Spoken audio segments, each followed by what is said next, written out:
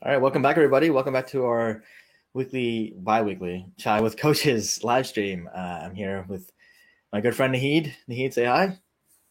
Good afternoon, evening, anytime you're watching. Hello, nice to be seen. Yeah, it actually looks. It's funny. I just noticed this. Our backgrounds, the color is actually all very similar. So it looks like we're in the same room, but different parts of it, which we're not. Yeah, and I don't know what your color background actually is, but mine is peach. It doesn't look peach, but that's what it is. I don't know what it's like, a sunshine yellowish type thing. I don't know, like a pale yellow sunshine. I don't know, but um, it's definitely not peach. So yeah. So today, what are we talking about today, Nahid? What do you want? You had a good idea for today's conversation. Yes, and I'm wondering how many other people have experienced this. This is a conversation, well, like all our conversations, it comes from our own personal experiences, but this one is something that I've been struggling with recently, very recently. What do you do when you have a friend? You've been friends for a while, you've developed that trust, that know, that like factor with this person, but over time, that friendship changes into something different. And what I mean by that is their inability to be able to, whether it's maintain boundaries or whatever it happens to be for you specifically. For me, it was extremely unrealistic expectations and this person is placing on you, me, whoever it happens to be. How do we handle that? Because what tends to happen for me specifically, I let it go, I let it go, I let it go, and then like a volcano, I explode, and I'm like, that's it, I'm done. I don't want to see you. Don't look at me. Don't talk to me. Don't call me. It just becomes too much. And I'm guessing that as we're going through our own emotional baggage and crap, to some degree, we all are doing it to everybody else. We're putting on our emotional stress on someone else. So that's basically my thought for today. Yeah. So as you're talking about that, two things come to mind, right? One thing is the idea of resentment, right, and where it comes from. And I think of my professor from not law school, from Georgetown. He was saying he has a great quote which I love. It's the path to resentment is paved by the request that was never made, right? And it's that concept of, oh, they should know, right? But if Mm-hmm. you never communicate to them, then how would they know? Which brings me to my next second idea, which is that in those situations where people are taking advantage of you, right, or just basically they have no boundaries with you, what have you done to take responsibility and to set boundaries with them to begin with, right? So because I mean there's two sides to every coin, and I think that there's part of it Absolutely. where it is absolutely, yeah, that they can be taking advantage of you. At the same time, though, on your end, if you're not taking the steps to go forward and say, oh, here's how I want us to interact, or here's what I'm okay with, I'm not okay with this kind of behavior, or whatever, like however that looks like for you, if you don't stop that earlier on when they start behaving a certain way, then they'll validate. It'll validate automatically. It'll be like, oh well, that this is okay. This kind of behavior is okay. Then I'm gonna keep doing it until I'm told to stop. Right? It's that point where negative reinforcement becomes a necessity, right? And yes, you can praise and give positive reinforcement to reinforce good actions, but you're not going to necessarily stop those what you perceive to be negative actions unless that person becomes aware. Because some people just aren't aware. Sound like my dog trainer. Was positive reinforcement, negative reinforcement? Is that why it sounds like that? Exactly, right? So you positively reinforce the behavior that you would like to see more of. Mhm. And then you have some kind of response, we call it negative reinforcement, whatever the word happens to be, to disincentivize the behavior that you don't want. And when it comes to taking responsibility, I will agree that part of my problem was I didn't, I thought I set firm boundaries. And for a period of time, the boundary was firm and the person respected it. And then all of a sudden we went right back into that old place, then I go back to setting firm boundaries because I'm exploding. And that cycle continued. And until recently, it didn't occur to me that we're back in the same cycle. I mean, I could see it, but I was like, you know what? Needs to end. There's no more third, fourth, and fifth chance. It needs to end. And very true. I mean, my energy is playing off this other person's energy just as much as his is playing off of mine. Yeah, And you see this a lot in business, honestly. You see a lot with business owners and employees, right? Or like managers and employees, where you're trying to have that balance between respect and likability, and you go too far on one end or the other, right? Either you go too far on the respect side where you're just coming down way too hard on your employees, or you're trying to be their friend, and you're not able to draw that distinction between, yes, we can be friendly, but ultimately I am still your boss, right?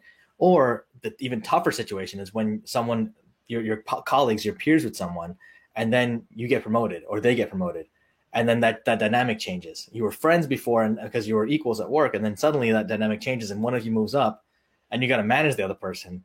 That gets really tough, and it's something where it's communication is absolutely key in those situations. It's just, and because those things are ripe for resentment to be built up over time. It's like, oh, that person, he thinks he's hot shit because he got promoted. You know what I mean? He's treating me like crap. Whereas before we used to grab beers, used to hang out, we used to ditch work together, whatever it looks like, right?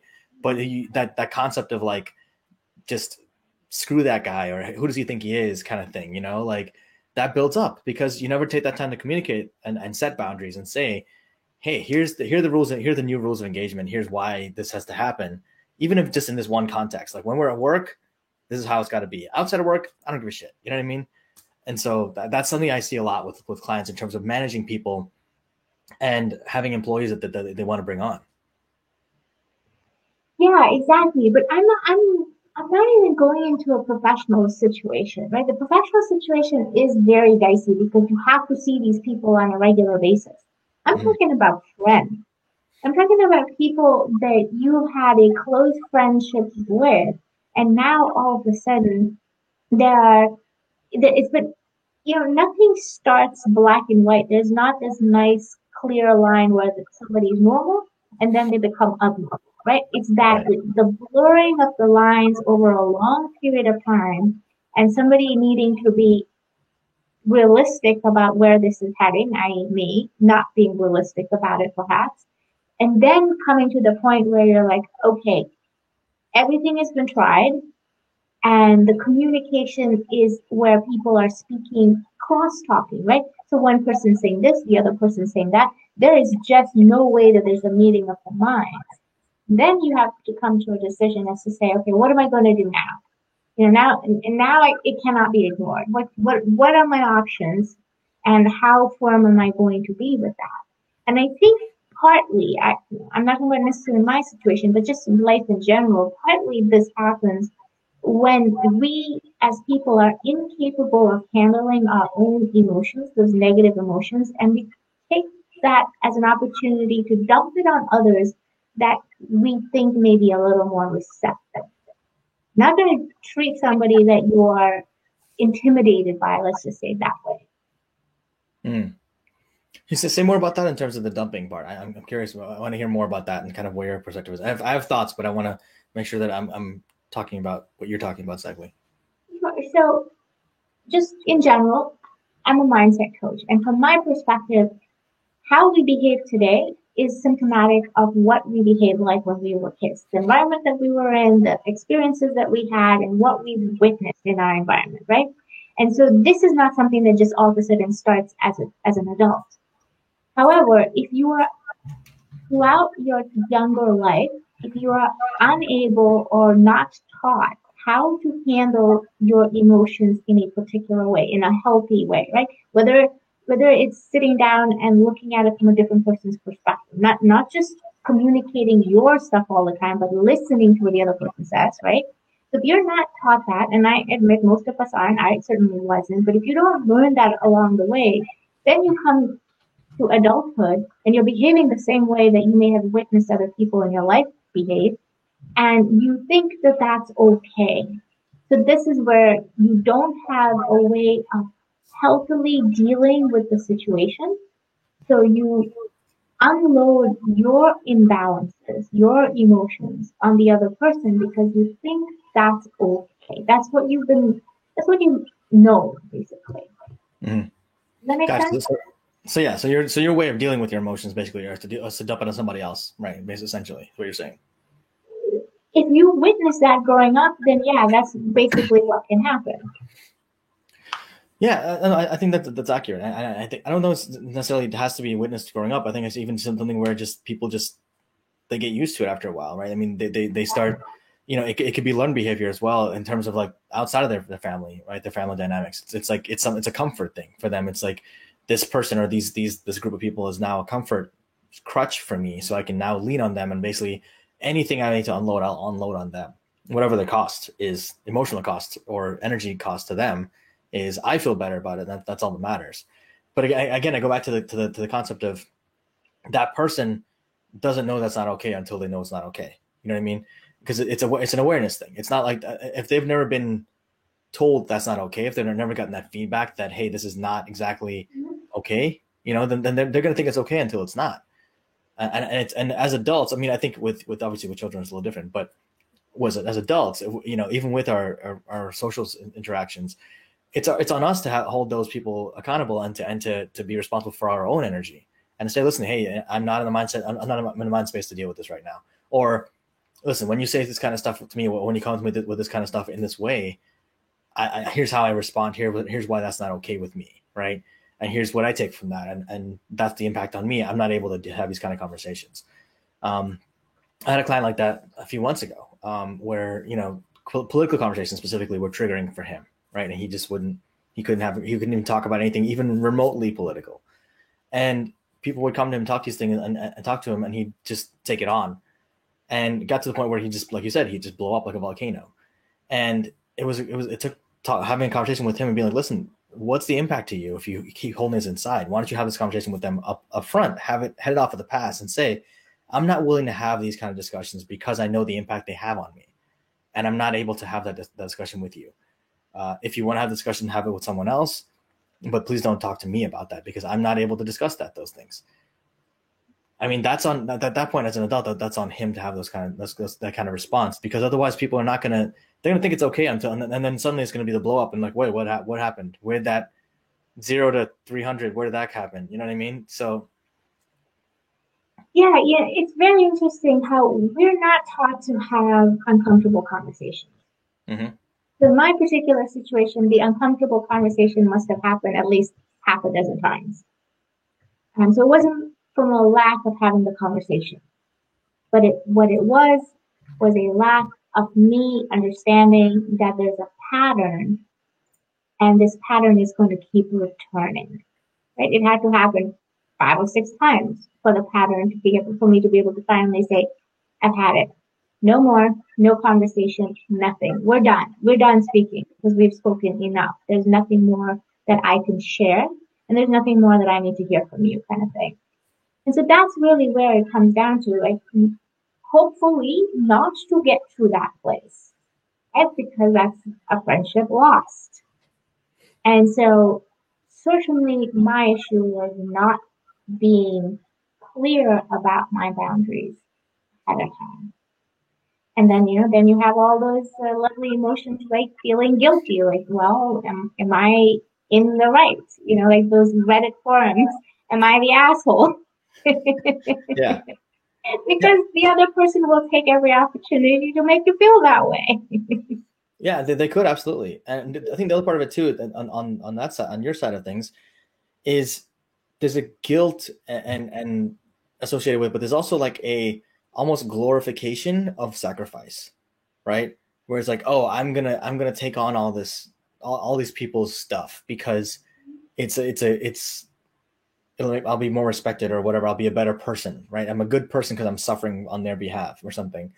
It doesn't make sense. It's not reality. It's not making yourself into a martyr for that kind of situation is it's not to anyone's benefit. Frankly, it's not to yours. It's definitely not to theirs, believe it or not, because then they learn to rely on you, and you end up tearing yourself apart trying to be that for them constantly, no matter what you're going through or what the impact is on you.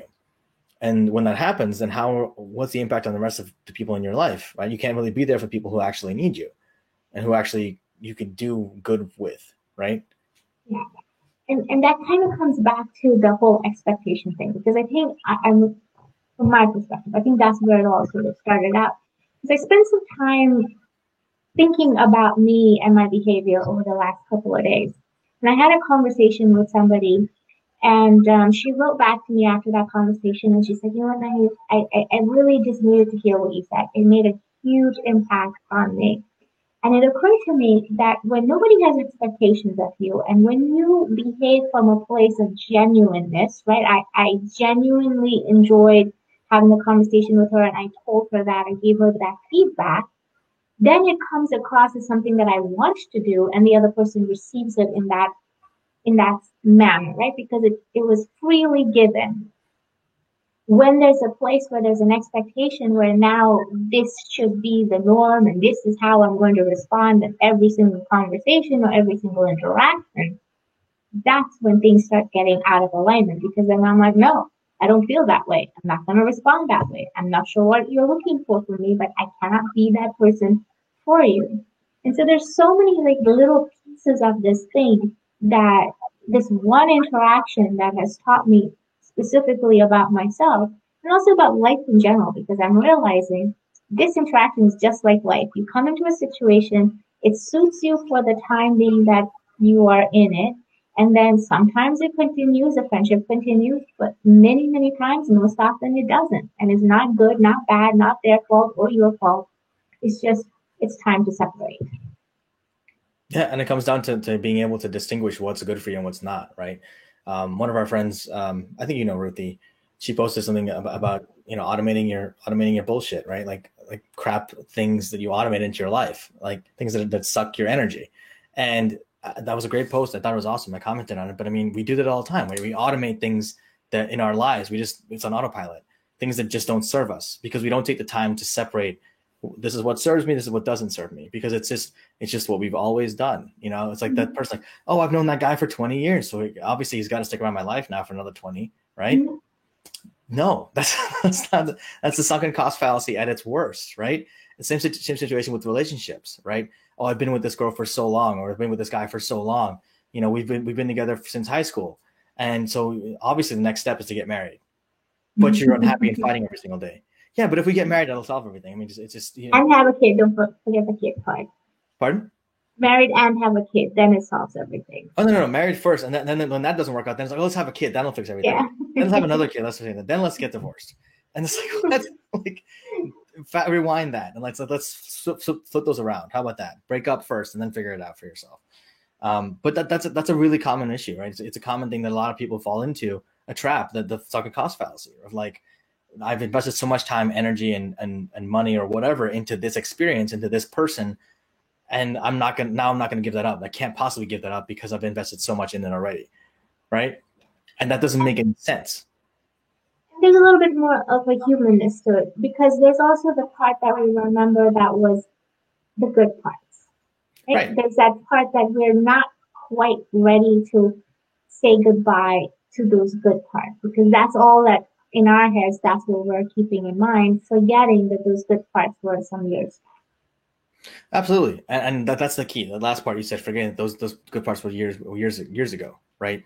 I mean, you, no matter what, even if whether you're still hanging out with that person or still that person's in your life or not, those times are never going to come back, and they're never going to be the same. They're always going to be there in your memory. You can always remember those times, even in the future, if you don't have that person in your life, right? They're always going to be there. But just because you stay with that person doesn't or stay have that person in your life does not mean that those times go away suddenly. They already happened, right? So you can always remember them fondly. It's one of those things where, again, it's part of the whole fallacy that we tend to buy into, of like, oh, this person is so important in my life. But are they important for the right reasons? If you take a hard look at it, how is this person actually serving you? How is having this person in your life actually serving you? Is it really taking you energy, giving you energy? Is it giving you like the ability to move forward? Is it helping you to grow? A lot of times, I mean, and then the other corollary to this is that people tend to like us where we are, and when they're comfortable with us. And what I mean by that is like, they like us in these little boxes, right? It's like, oh, I know that this person's in that box, and I'm comfortable with that person being in that box for me. I'm comfortable with this person in their role, right? They have a role, and you have a role in someone's life, and they have a role in yours. And people tend to try to keep you in those roles. And when you step out of that role, or when you try to outgrow that role, which is more often the case than not, that's when people get uncomfortable and like, wait, what's happening? That's where who does he think he is type thing, or who does she think she is? What is she doing over there? Why is she doing all this stuff? I see her doing all this crazy stuff. I don't like this. She's got new friends. Like it's like that whole feeling threatened, right? Like I feel like my relationship with you is threatened because you have additional friends or whatever. But ultimately, you're not, like you said, it's very rare you have a friendship that lasts that long. You know what I mean? The way you guys both are able to stay friends and have not grown apart over time, right? Because ultimately we all grow into our own people, into who we are. And if you grow together with someone, that's fantastic. If you can find someone you can grow with, right? But oftentimes you grow separately because you have different experiences, different goals in life, different beliefs, different values. Yeah, and I think part of it is also not expecting somebody to be there the same place as you said. When they met you, you're not that same person anymore. And that's the hardest part, I think, for people to understand that they've changed, but the other person has also changed. Or maybe they've not changed in this area, but the other person has changed in this area. So you sound like you got a lot of wise words on this. So how do you feel about your friendships? Do you feel like if you were to give them a little toxicity test, a pH balance test, do you feel like they're balanced? For the most part, I think there are a few that can still be more balanced. I think we all have those, but Mm-hmm. I've actually made a conscious effort over the last 10 years or so, 8 years, to really make an effort to not engage with people that I don't have an interest in engaging with, because not because of anything other than just energy, right? I mean, it's just if there are people that I engage with where it's like, okay, this was draining for me to engage with this person. Right. If I don't have to absolutely engage with this person, I'm not going to anymore. I make that choice for myself to take care of myself, and I will limit those engagements if I have, like, for example, there's family members that I feel this way about. Um, for those family members watching, it's not you, Right. or They're is the it? perfect ones. Or is it? You don't know. Um, so there's certain family members that I made a choice not to engage with, right? That I made it a point that I don't pick up the phone. I don't unless my mom makes it a point to make me engage with them because of some family function or whatever that I'm obligated to go to or engage in. I will not. So that's one way. That's a big step I've taken to take care of myself because 20 years ago, 15 years ago, I wouldn't have done that, right? And as well as I do with South Asian families, and I'm sure with Asian families as well in general, and a lot of minority families, like immigrant families in general, like it's that closeness of family that like they guilt you into hanging out with people you don't want to hang out with. It's like, oh, but they're your cousin. Oh, but they're your this, they're your that. They're your blood. How can you possibly feel that way about your blood? Because they suck. Like, literally, they suck your energy out of you, and it's just because they happen to have some similar DNA to me doesn't mean that they're somehow amazing person. That doesn't mean anything.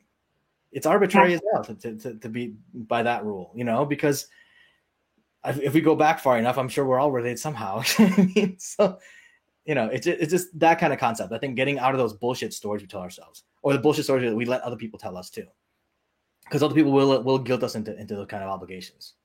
And I agree with the last part most especially. We get guilted into something and then we start to doubt, like I said, who's the asshole in the relationship. And maybe there is no asshole. Maybe there is no reason to judge one or the other, just Maybe we're other than both to say that, assholes too. That's possible too. yeah, that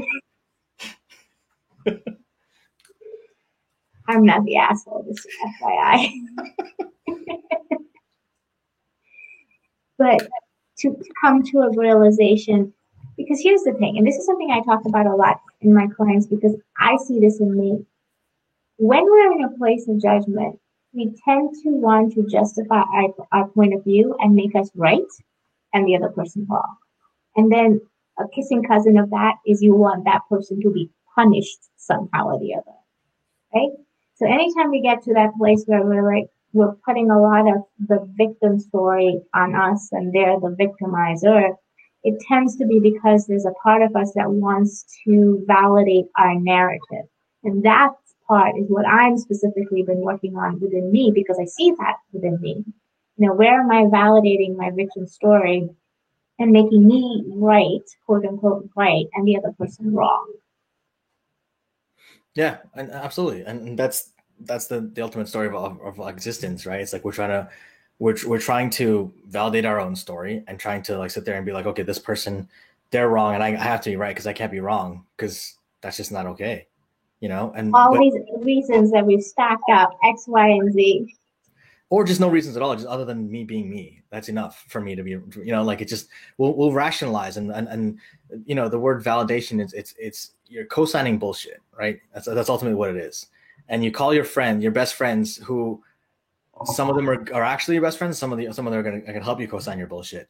And the ones who are the ones who are gonna have that difficult conversation with you sometimes, those are probably your better friends. So just FYI for those of you watching, if we don't know that. The ones who don't give you the ones who give you the inconvenient truth sometimes and don't give you the story you want all the times, those are probably your better friends, to be honest with you. Delivery matters, I will say, right? Like how they deliver it to you does matter.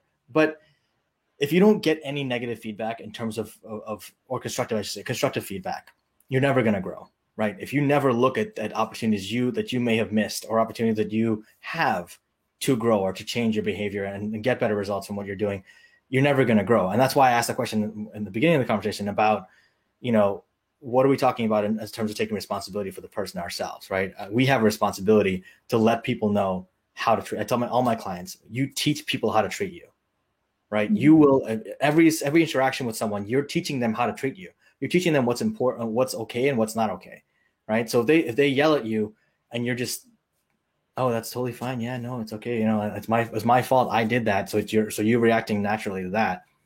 You're making that okay, right? Now, absolutely. Do you have responsibility in that situation? Could you have done something differently? Probably. But does that mean that their reaction was necessarily accurate or appropriate? Possibly, possibly not. So it's not a one size fits all situation, but it is asking those difficult questions. Is, you know, like what was my responsibility in the situation? How could I have acted differently? How could they have acted differently? Did they react appropriately? Right? These are all things you have to look at as you're analyzing, because there's no absolute right or wrong in terms of, there's no right or wrong at all. Honestly, it's all relative depending on what side you're looking at things from. There is no right or wrong. I think in everybody's head, they are the right person. And to be able to come to a conclusion that there is no right or wrong, it's just the situation doesn't work anymore. That to me is the best case scenario, because then you're not living with the anger, the resentment, or what have you, right? All those emotions. You just simply come to this place where you're like, it worked while it worked. It's not working anymore. Thank you for your contribution to my life, and I hope I contributed as well. And now it's time for us to move on. But I think also it goes a little deeper than that too. I think it comes back to the concept of love versus fear, right? It's which one are you living out of in the moment? Are you living in fear or are you living in love? And I think people keep these people in their lives, these people that are essentially energy vampires for them, right? Mm-hmm.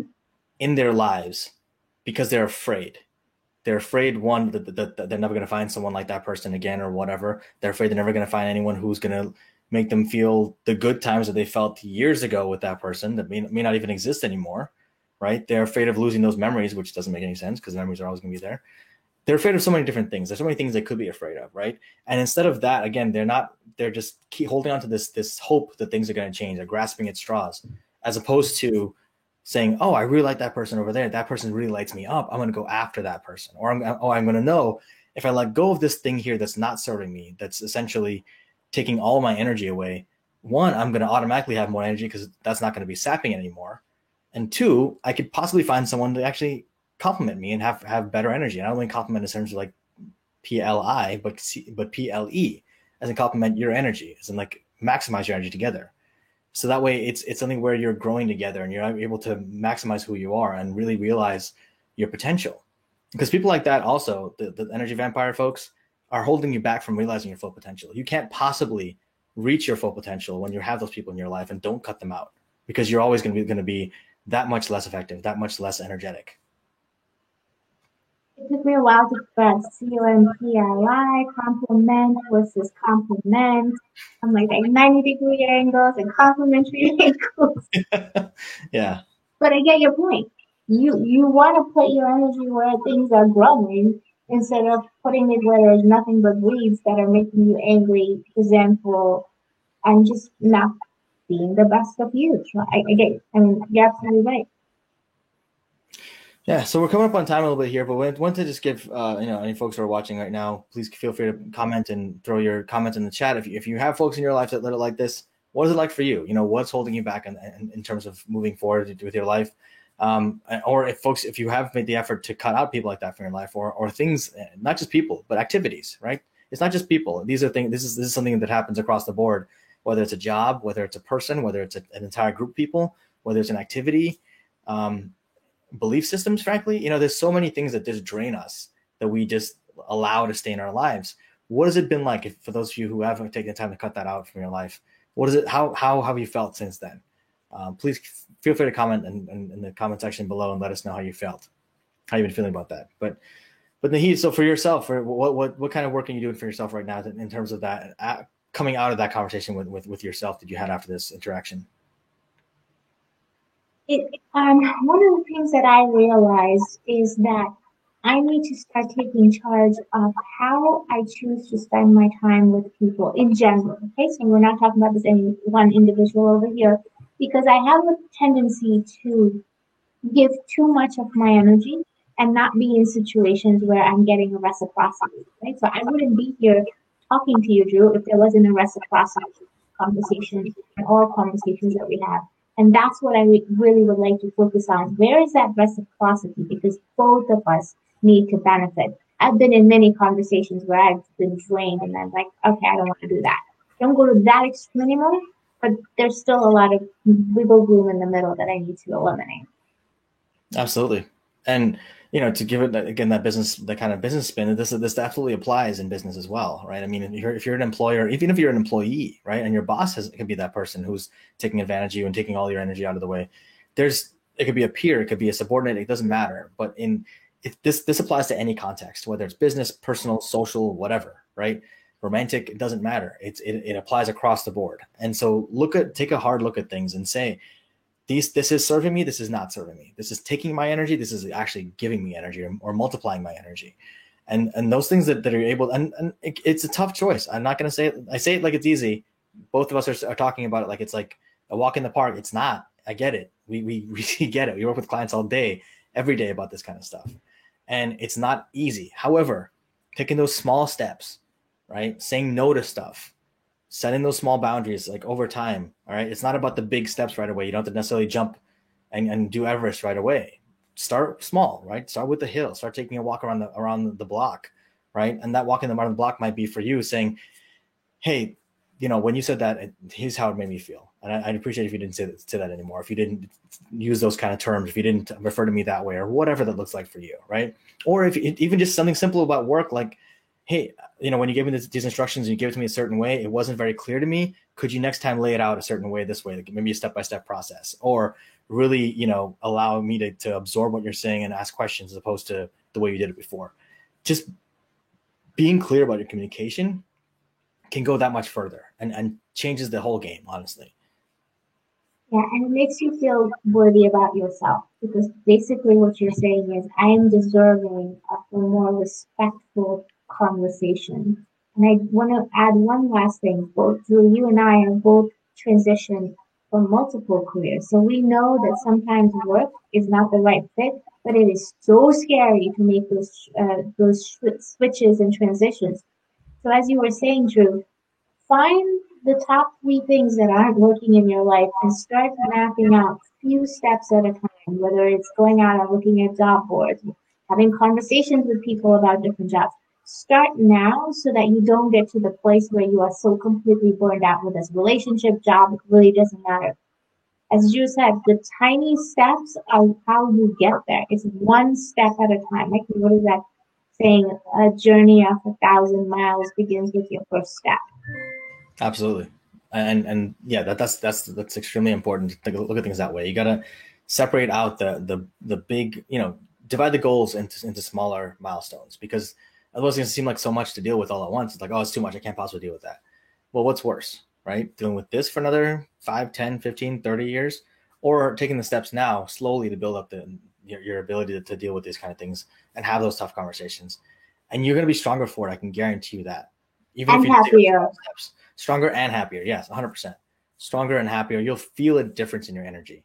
You'll feel a difference in the way you see things is going to start to change, right? You'll start seeing things you didn't realize you could see before, and your intuition will be a little bit better too. So, Anyway, thank you guys so much for tuning in today. Naheed, thanks for the great topic. I loved it. It was good. I think it was important for folks to hear this kind of stuff, and yeah, hopefully it was helpful for folks. Let us know what you thought. Please leave a comment below, like and share, and subscribe if you guys are interested. And yeah, let us know any topics you guys want to talk about. And next time we talk, we'll be on here again in 2 weeks, and we will see you then. Yeah, if we don't get any topics, next week's going to be all about dogs. Hachi and Lucy. I mean, I'm fine with that. I don't know. I kind of don't want anyone to submit any topics now at this point. So, but thanks, Naheed. Appreciate it as always. Thank you guys all. Take care, stay safe, and enjoy the weekend.